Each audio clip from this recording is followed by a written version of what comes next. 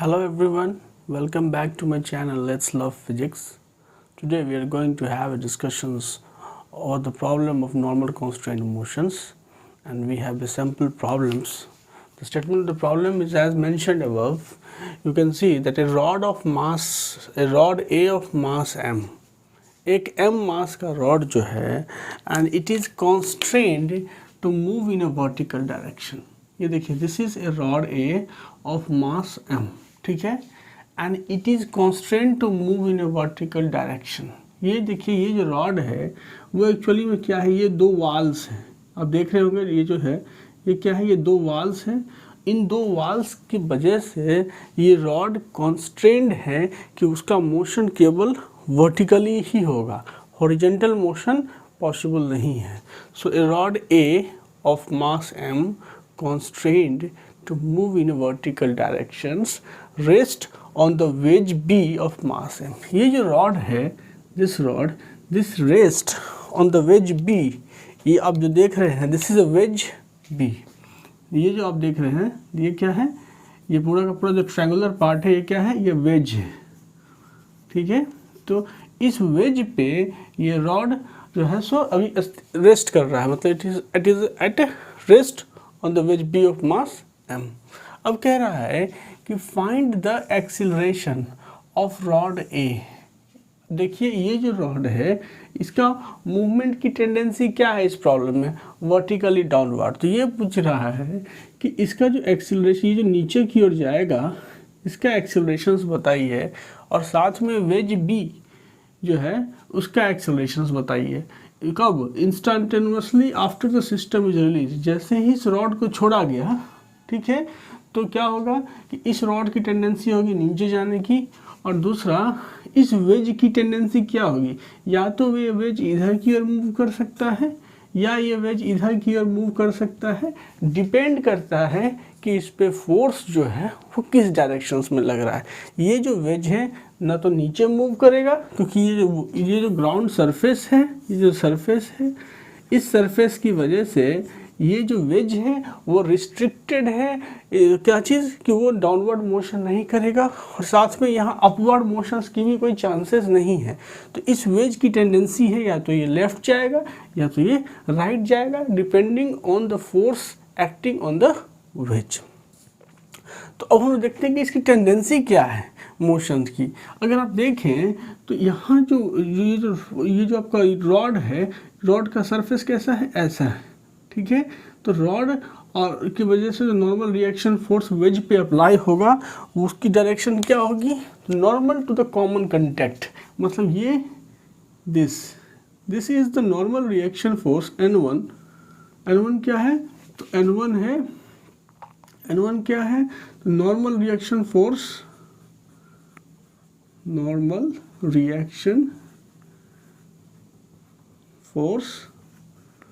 applied by rod on wedge, ठीक है, veg.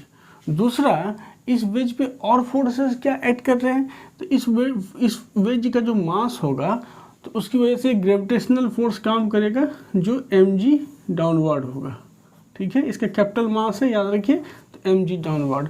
और उसके बाद ये जो ग्राउंड सरफेस है ये अपवर्ड डायरेक्शंस में एक फोर्स लगाएगा, हम इसको बोलते हैं नॉर्मल रिएक्शन फोर्स N2, ठीक है.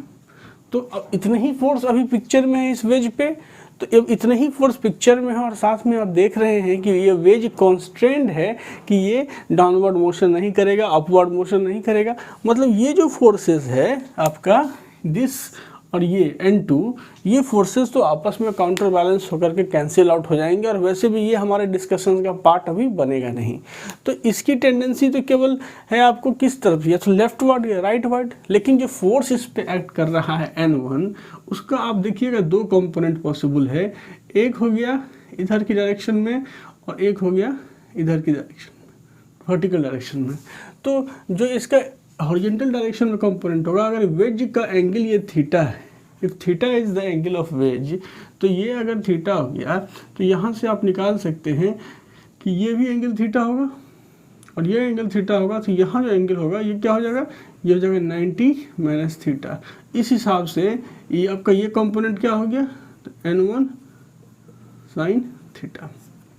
तो केवल एक ये जो हॉरिजेंटल फोर्स है जो इस डायरेक्शंस में वेज पे एक्ट कर रहा है, उसकी वजह से वेज की मोशन की टेंडेंसी अब निकल के आई कि वेज जो है वो इस साइड में टुवार्ड्स द लेफ्ट मूव करेगा। तो हमने ये एज्यूम कर लिया कि वेज का जो एक्सेलरेशन है वो क्या है, टुवार्ड्स द लेफ्ट क्या है, A1 एक्सेलरेशन से wedge towards the left move करेगा।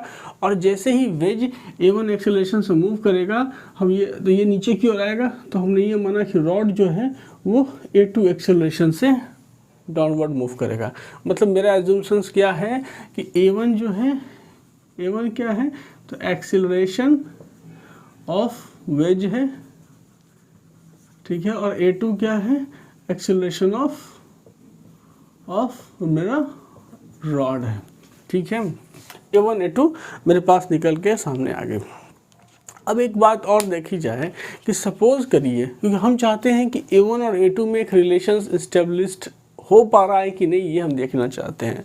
तो हमने कहा कि टी टाइम में सपोज करिए आफ्टर द टाइम टी ये वेज इस N1 साइन थीटा फोर्स की वजह से ये वेज का ये पॉइंट जो है वो यहाँ आ गया। मतलब हम ये एज्यूम कर रहे हैं कि सपोज करिए कि ये पॉइंट x डिस्टेंस मूव कर गया, तो अगर वेज का ये पॉइंट उठ के यहाँ से यहाँ आया और वेज रिजिड बॉडी है, तो सेम इसका जो ये एंड पॉइंट है उतना ही टाइम में ये यहाँ आ जाएगा। तो जैसे ये है, ये भी क्या हो जाएगा, ये x हो जाएगा, ठीक है। तो अब बताइए इस सिनेरियो में वेज कहाँ होगा, यहाँ होगा। तो हम वेज को ड्रॉ कर लेते हैं, ठीक है, बस मैं समझाने के लिए बना रहा हूँ। वेज, अब मेरा वेज यहाँ आ गया, लीजिए मैं टी टाइम के बाद वेज के पोजीशंस को ड्रॉ कर रहा हूँ।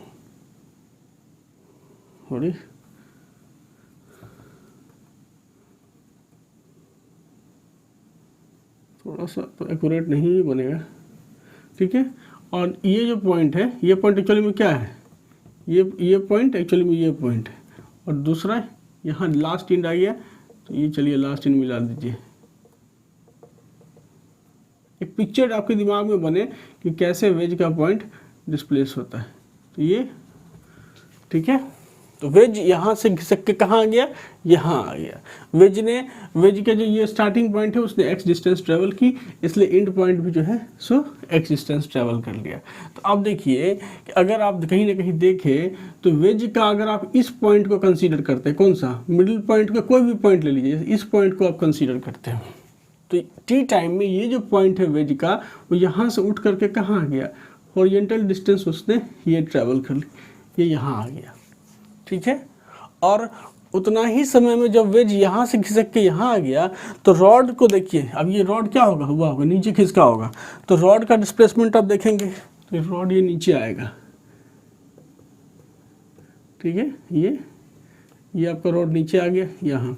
तो रॉड का अगर ये पॉइंट कंसीडर करें एंड पॉइंट, तो रॉड अब एंड पॉइंट यहाँ है, ठीक है, और रॉड का एंड पॉइंट यहाँ है।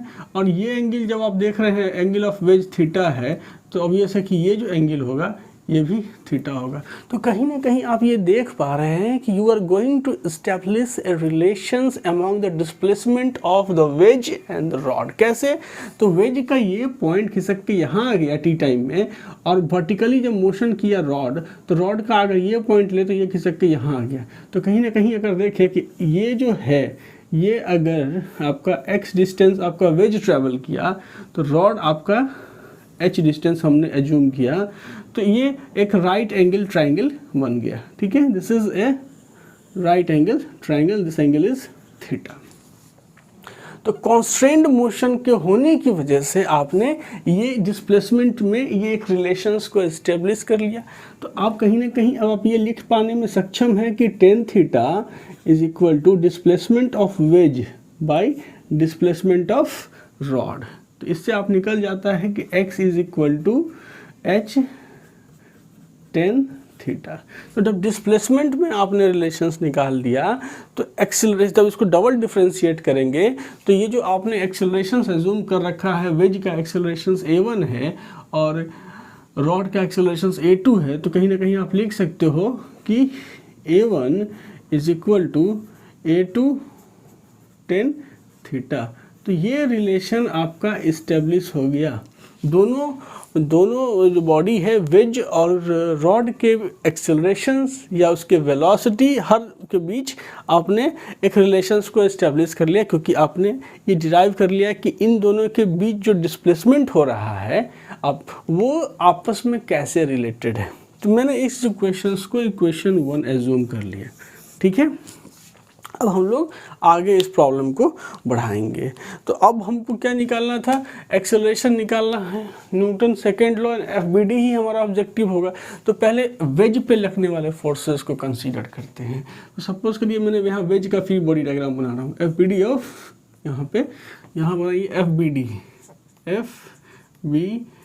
यही बनाता हूँ मैं, FBD of ways, D of ways. All मैंने सारे फोर्सेस यहाँ शो कर रखे हैं, लेकिन फिर भी आपकी क्लैरिटी के लिए मैं वेज को थोड़ा छोटा सा रिप्रेजेंट करूँगा। ये हो गया आपका वेज, ठीक है।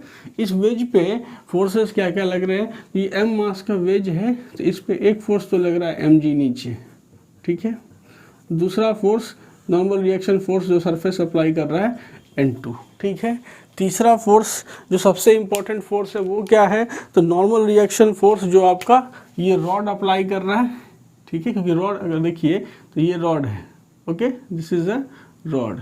तो नॉर्मल रिएक्शन फोर्स क्या होगा, normal to the common contact, ये रहा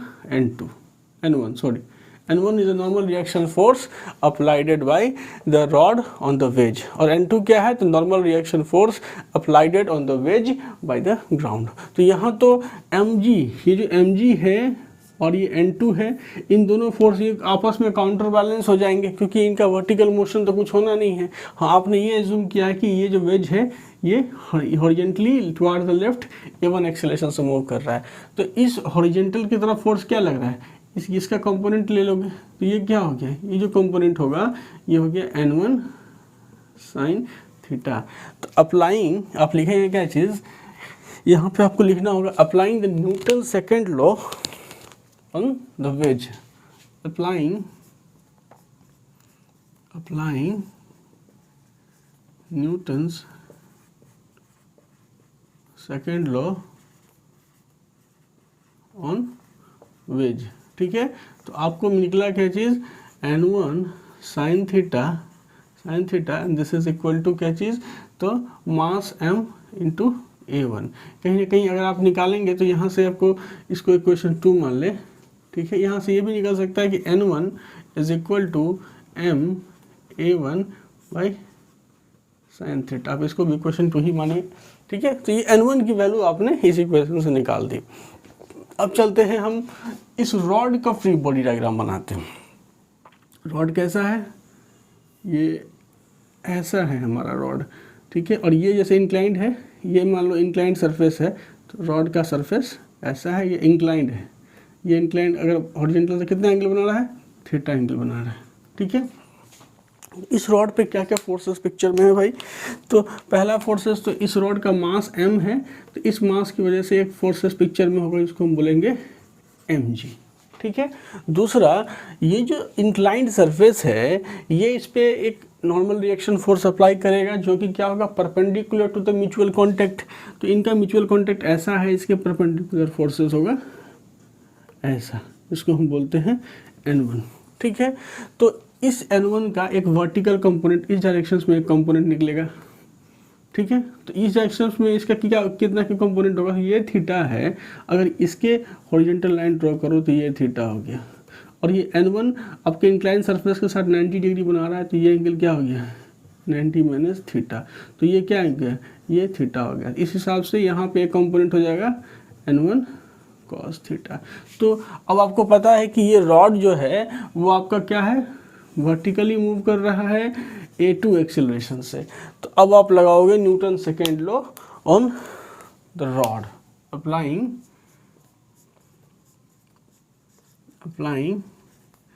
Newton second law on rod, ठीक है। जब इस पे आप सेकेंड लॉ लगाओगे तो आप तो केवल वर्टिकल डायरेक्शंस के मोशन को ही कंसीडर करके लॉ सेकेंड लॉ लगा रहे हो। तो वर्टिकल डायरेक्शन में जो फोर्स लग रहा है, डाउनवर्ड mg लग रहा है, आप लिखोगे mg। अपवर्ड में लगा N1 cos theta minus n1 cos theta, और ये क्या हो गया, तो इसका मास था m, तो m इंटू एक्सेलरेशन a2। तो इसको आप मान लो इक्वेशन 3। तो putting the value of n1 from equations 2, आपका ये क्या है, ये इक्वेशंस 2 का पार्ट है, आप इसको 2 मानिए। तो putting the value of n1, ठीक है, फ्रॉम इक्वेशंस 2 एंड a2, ठीक है, from equations 1 in 3, putting the value of n1 from equation 2 and a2 from ये हो गया इक्वेशन 1, ठीक है, इन इक्वेशन 3, ठीक है, इसमें हम डाल रहे हैं। तो देखो mg माइनस n1 हो गया capital M into a1 by sine theta into यहाँ पे cos theta is equal to m, और a2 की वैल्यू क्या आ जाएगी, तो a1 by tan theta. I think tan theta जो है, मैंने यहाँ पे एक चीज़ गलत कैलकुलेट किया है, so I am sorry about this, कि tan theta is equal to लंब बट्टा आधार होगा। तो यहाँ पे ये हो जाएगा आपको h displacement of the rod, and ये हो जाएगा x displacement of the veg, ठीक है। इस हिसाब से रिलेशन जो इस्टेब्लिश होगा वो क्या होगा कि h is equal to x tan theta, ठीक है। तो इसीलिए a2 इज इक्वल टू यहाँ पे क्या आएगा a1 टेन थीटा। सो ये रिलेशंस हमारा इनके एक्सेलरेशंस के बीच में इस्टेब्लिश होगा। सो सॉरी m, तो अब इसमें अब देखिए यहाँ से कि m इंटू a2, तो अब a2 की वैल्यू क्या आ गई a1 टेन थीटा, ठीक है, a2 की वैल्यू आ गई a1 टेन थीटा। तो यहाँ पे जो m इंटू a2 थी, इस a2 को पुट करेंगे तो a1 टेन थीटा, तो m यहाँ पे a1 टेन थीटा आ गया, ठीक है। मैं इसको सॉल्व कर लेता हूँ। तो mg माइनस m a1, इसको 1/10 थीटा कर सकते हैं, तो यहाँ पे tan theta, and this is equal to m into a1 यहाँ पे टेन थीटा। तो इसको इधर ले जाओ, तो mg is equal to m into a1 tan theta और plus capital M into a1 by tan theta.